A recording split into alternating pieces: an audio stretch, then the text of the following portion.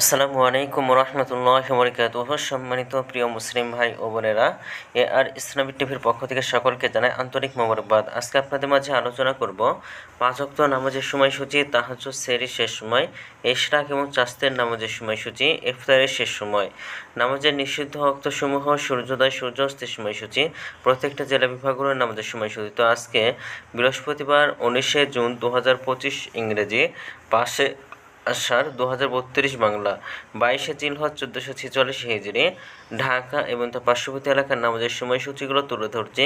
তারপরে অন্য অন্য জেলা বিভাগগুলোর নামাজের সময়সূচিগুলো আপনাদের মাঝে আলোচনা করব।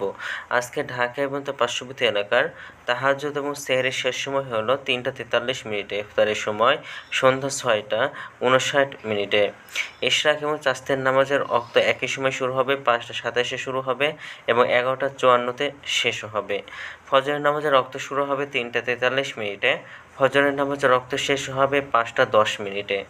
জোহরের নামাজের ওয়াক্ত শুরু হবে 12টা 1 মিনিটে, জোহরের নামাজের ওয়াক্ত শেষ হবে 4টা 39 মিনিটে। আসরের নামাজের ওয়াক্ত শুরু হবে 4টা 40 মিনিটে, শেষ হবে 6টা 47 মিনিটে। মাগরিবের নামাজের ওয়াক্ত শুরু হবে 6টা 49 মিনিটে, শেষ হবে 8টা 15 মিনিটে। এশার নামাজের ওয়াক্ত শুরু হবে 8টা 16 মিনিটে এবং শেষ হবে 3টা 42 মিনিটে। নামাজের নিষিদ্ধ ওয়াক্তসমূহ হলো 3টা সময়: সকালে 5টা 11 থেকে 5টা 26 পর্যন্ত, দুপুরে 11টা 55 থেকে 12টা পর্যন্ত এবং সন্ধ্যে 6টা 33 থেকে 6টা 48 পর্যন্ত। আজকে সূর্য অস্ত যাবে 6টা 48 মিনিটে আর আজকে সূর্যোদয় হবে 5টা 10 মিনিটে। এই গেল ঢাকার মতো পার্শ্ববর্তী এলাকার নামাজের সময়সূচি। এখন আলোচনা করব বিভাগীয় শহরের জন্য উল্লিখিত সময়ের সঙ্গে যেসব বিভাগের সময় আপনি যোগ বিয়োগ করবেন তা হলো এই: বিয়োগ করবেন চট্টগ্রামে 5 মিনিট এবং সিলেটে 6 মিনিট কম করবেন। ঢাকার মতো পার্শ্ববর্তী এলাকায় যে নামাজের সময়সূচি রয়েছে সেখানে চট্টগ্রামে 5 মিনিট এবং সিলেটে 6 মিনিট কম করবেন। যোগ করবেন খুলনাতে 3 মিনিট, রাজশাহীতে 7 minute, Rangpur 8 minute, Barishal 1 minute বেশি করবেন।